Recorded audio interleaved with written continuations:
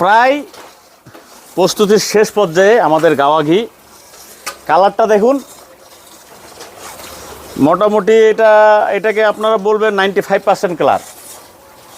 এখন 100% হয়নি, 100% হবে। এই ঘিটা আপনার আর 15 থেকে 20 মিনিট পর আমরা সুন্দর করে নামাই, এখান থেকে স্টোরেজ করব। সেই স্টোরেজ করে 48 থেকে 72 ঘন্টা রাখার পর ঘিটা যখন জমে যাবে, তখন এটা 100% দানাদার গাওয়া ঘি হিসাবে চিহ্নিত হবে। আর ফ্লেভার তো বুঝতে পারতেছেন, দেখেন এখান থেকেই দারুণ একটা মিষ্টি ফ্লেভার পাচ্ছি, যা আপনাদের মানে সাইনমার্ট বরাবরই চেষ্টা করতেছে আপনাদের কে সবসময় ভালো পণ্য সরবরাহ করার জন্য, পাশাপাশি নিরাপদ খাদ্যপণ্য সরবরাহ করার জন্য।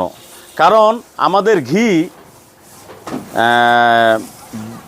ছোট্ট বাচ্চা থেকে শুরু করে, শিশু থেকে শুরু করে, 6 মাসের বাচ্চা থেকে শুরু করে বৃদ্ধ পর্যন্ত সবাই খাইতে পারে আলহামদুলিল্লাহ।